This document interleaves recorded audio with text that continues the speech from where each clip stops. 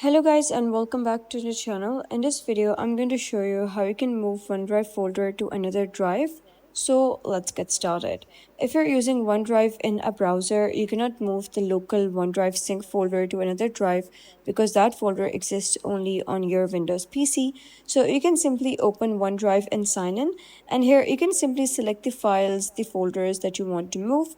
So let's say this is the folder that I wish to move. So what you're going to do is simply select this photos folder and then you should see the option of share. So simply click on share and then you can simply add the name, group, or email of the account that exists in the new drive and then simply click on send. But if you wish to move the folder within this single drive, so what you're going to do is simply select the folder just like you did before and click on move to and select the new location within the drive that you are working on right now. So that's it for today's video. If you found this video helpful, please consider subscribing and leaving a like. It really helps me out and I'll see you next time.